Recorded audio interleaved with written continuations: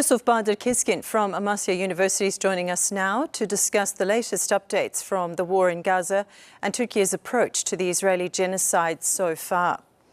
Good afternoon, Mr. Bahadur Keskin. Thank you for joining us this afternoon. You're welcome. Good afternoon.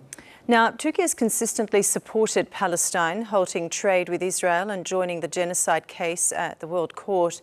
How do you see Turkey's role evolving in the coming years, especially considering its strained relations with Israel post-October 7th, 2023? Turkey has long been responding to the occupation and human rights violations in Palestine. And this is not a policy that started on October 7th. While the whole world remains silent in the face of occupation, in the face of injustice, Turkey stands by the Palestinian people always. In fact, not only in Palestine or not only in Gaza, but also in Myanmar, in East Turkestan, in Afghanistan, Turkey has always stood with the oppressed. The situation regarding Palestine is actually a bit different. Unfortunately, the West countries remain silent on this issue. But there are countries that support Palestinian people in their just cause, not only Turkey, but also Qatar, South Africa, Spain, or some other countries. However, the current international system, the current international law or international organizations ensure that Israel remains unpunished. And despite all these challenges, South Africa in last month has put Israel in the defendants' chairs on international law to be tried for genocide. It's very important. And Turkey has also joined and is supporting this process. What decision will come from these courts or international law? This remains to be seen in the coming years. We all know this. As for Turkey-Israel relations, I think as long as Israel continues on its war crimes, on its genocidal or occupier pursuits crimes, this problem, all of the problem, will persist, will be on.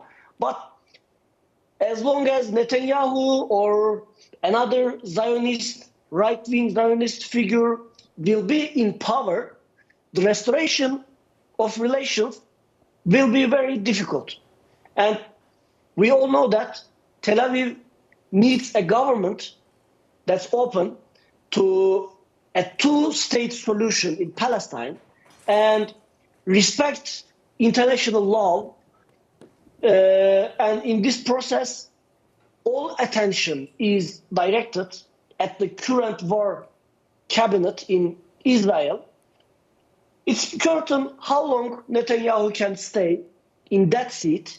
At this point, the United States elections are also an important variable. But I don't expect relations with Turkey to improve as long as radical figures like Netanyahu or Gallant or Ben-Gvir are in power. This is my opinion. Okay. Now, as you said earlier in the piece, Turkey has certainly, President Erdogan in particular, has always stood with the repressed. Now, he's also urged Muslim nations to unite against Israel. Given the fragmented political landscape in the region, what's the feasibility of achieving a united front, and how could economic sanctions from key players like Saudi Arabia and Iran change the dynamics of the conflict? Actually, economy is the most important topic in world politics. The world states did not or could not stand with justice or civilization or humanity on the Palestine issue.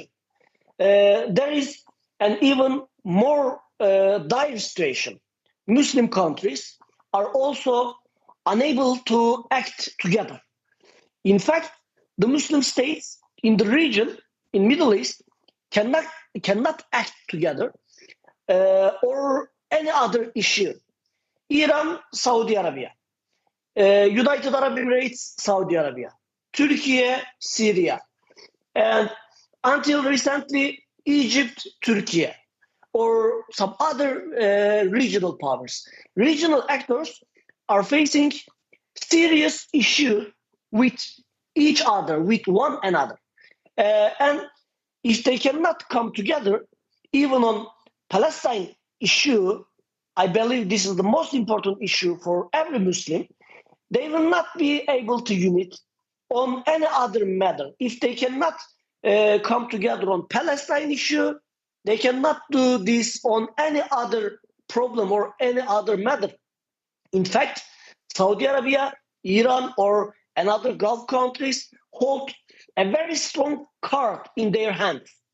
What is that? Oil and natural gas. This is very important for global economy. The whole world saw its impact on 1973 on oil crisis. Unfortunately, it didn't end well for Saudi King Faisal, but we all learned and now we all know how effective it can be. Oil and natural gas. There is no need for an embargo today. We don't need an embargo. Even clear warnings from Saudi Arabia, Iran, and other GCC countries on this issue, on Palestine issue, could have been very effective for Western countries to warn them about their support to Israel's war crimes, Israel genocide. All the actors, they cannot do this. Why? All the actors in region, all Muslim actors, all Middle East actors have different agendas. Therefore, it's impossible to unite on the Palestinian cause. It should also be added that even Palestinian actors, Palestinian groups have not been able to unite on this trouble. Not only Arabs, not only Muslims, also Palestinian actors and groups have not been able to unite. A lack of this unity has been the major problem that allowed Israel to occupy Palestinian lands so easily, and also even Jerusalem and other holy lands for Muslims. And in 1947, in 1967, in 1973, or even after, neither the Muslims, the Arabs, nor the Palestinians acted together in the region. Countries like Saudi Arabia, Iran, Emirates, Kuwait, Iraq are extremely valuable to the global economy because of their oil resources, and even an economic reaction from any of these countries or a collective move against nations who are supporting Israel's war crime, Israel's genocide at the international law, at the United Nations Security Council could be very impactful. However, GCC states, GCC countries need the support of Washington, United States, we all know, and the Britain. Why? Against the threats posed by Tehran, by Iran. We all know that GCC countries are looking Iran as a threat. They aren't disrupting their relations with these countries over Hamas. This is my opinion, just. Okay. Now, Turkey has criticised the UN Security Council, citing US and Western influence as obstacles to achieving peace. Now, should the UN system be reformed to reflect the needs of countries like Turkey, and what realistic reforms could level the playing field for nations in the global south? Yes, this is exactly what I said earlier. Israel has been committing genocide in Gaza for more than a year.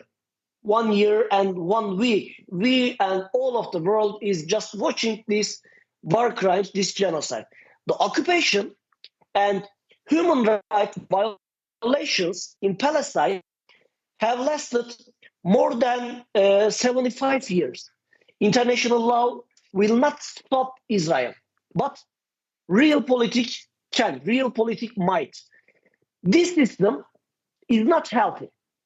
President Erdogan has been raising this problem at the highest level for many years. We can hear this from him.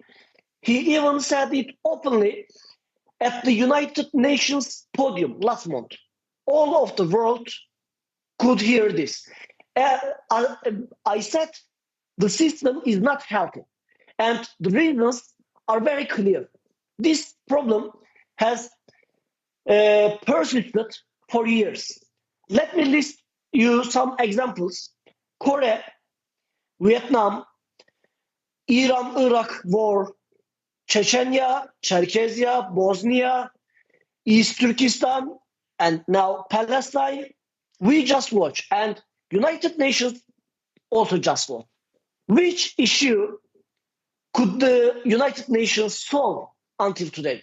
It could only stop a few tribal wars in Africa. It couldn't stop. They couldn't stop a war in the middle of Europe, in Bosnia.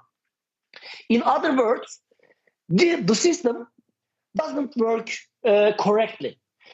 The system's target, in my opinion, I always tell to my students like this, the system's main target isn't really to prevent injustice or wars or crimes, other crimes. Its main target is to prevent another world war. This is the main target. This, unfortunately, is making the world a worse place. A solution is needed. Representation in the United Nations must be distributed fairly, accurately. Voting also must be fair. Such a structure would also make international law stronger. Is it possible? In my personal opinion, it's not. The permanent members of United Nations Security Council, they believe that they gained this status with the Second World War. They believe that they earned it. They earned these rights on voting in United Nations by paying a heavy price, and that they deserve it before, for about 1 century ago. But the important question is this: do we need another world war for a fair system, or to become this system fair? This is the question we should be asking. Now, with Israel targeting Lebanon and striking Syria, how likely is a broader regional war involving countries like Iran, Turkey and Saudi Arabia?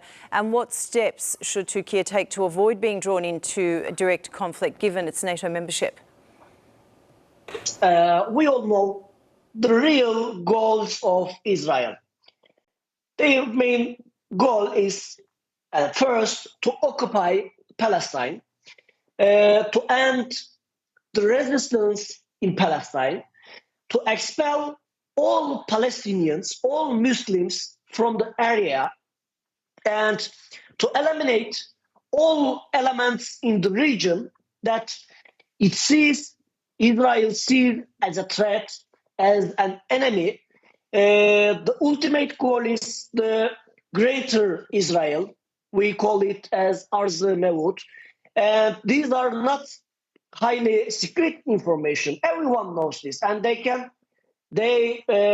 these are openly expressed statements at the highest level from Israel governments. For these expansionist ambitions, Syria and Lebanon need to be destabilized. Syria has been a failed state for more than 10 years after Arab revolutions. Lebanon has been like this for even longer, maybe 40 years or maybe a half century. Iran this is another important point. Tehran administration, especially after the revolution, Tehran has played a significant role in bringing both states to this point, Lebanon and Syria.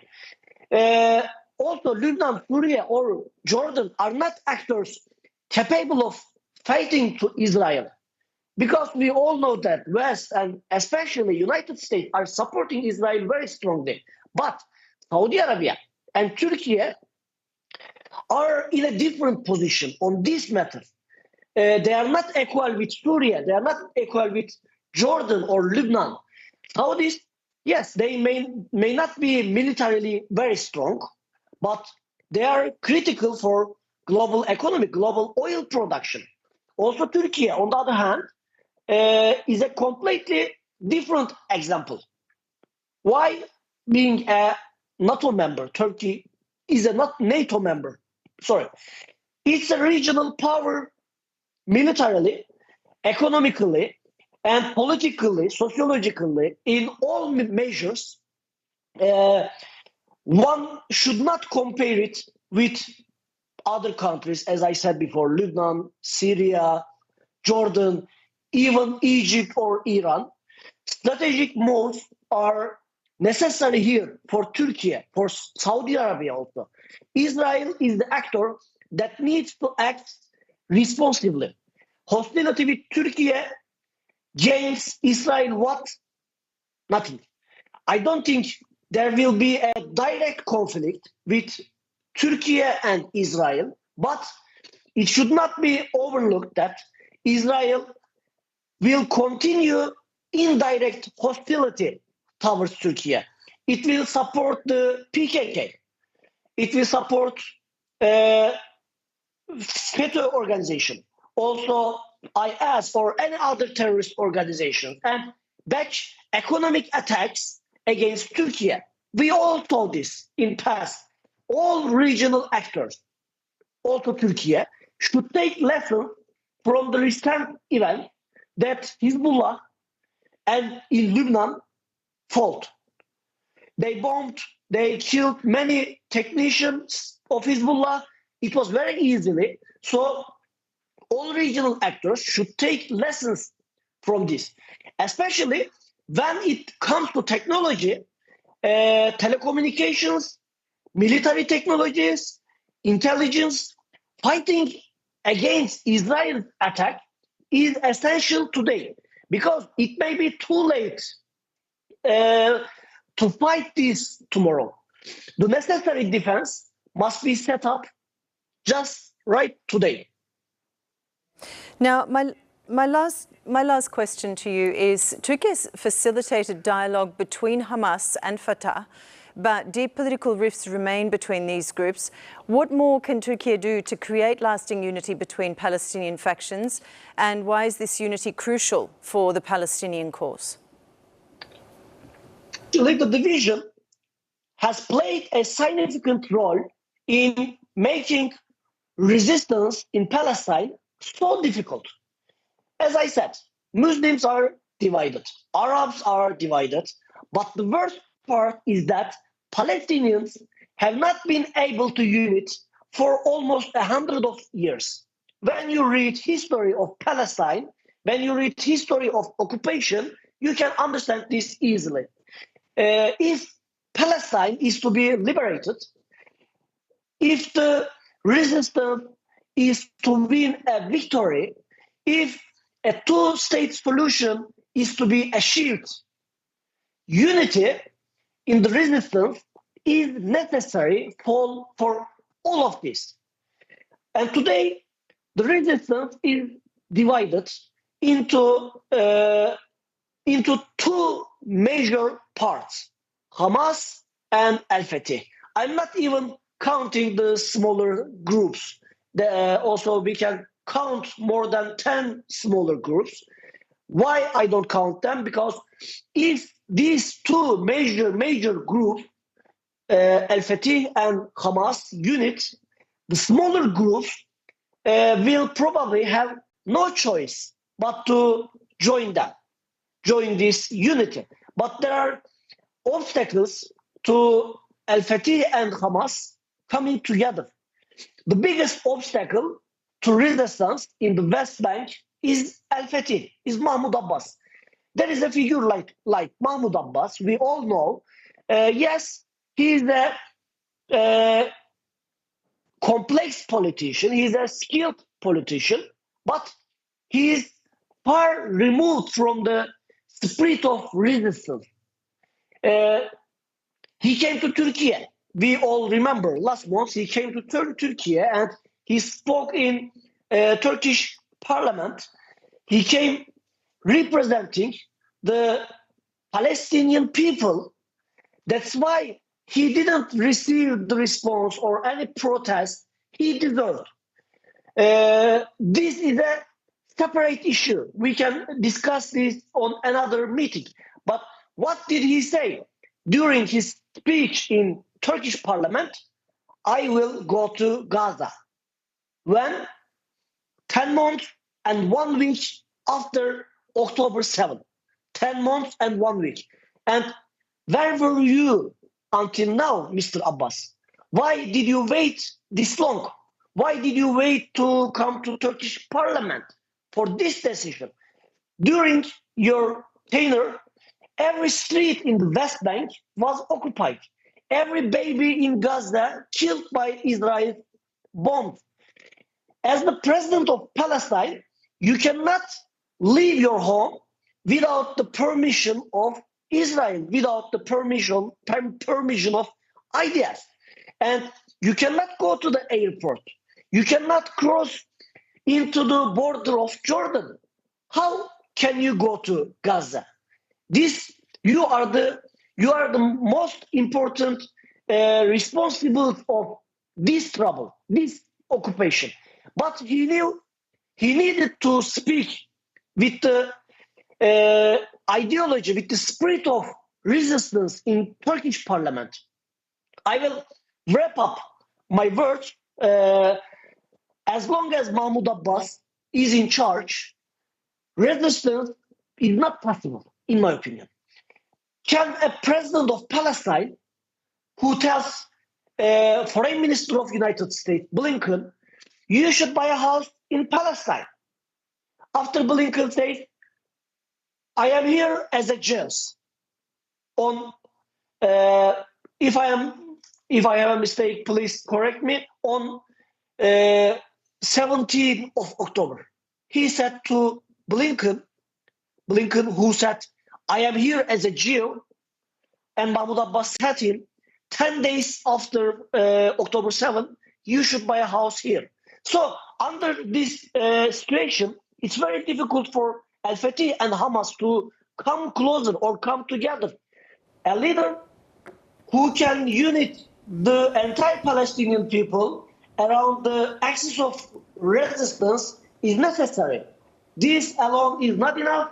Other actors who support the Palestinian cause also have responsibility, especially Turkey and Qatar, and I hope this happens soon, and I hope Palestinian groups can come together in a strong, really Palestinian leader. Okay, Mr. Keskin, thank you so much for joining us. We appreciate your insight and contribution. You're welcome. Have a nice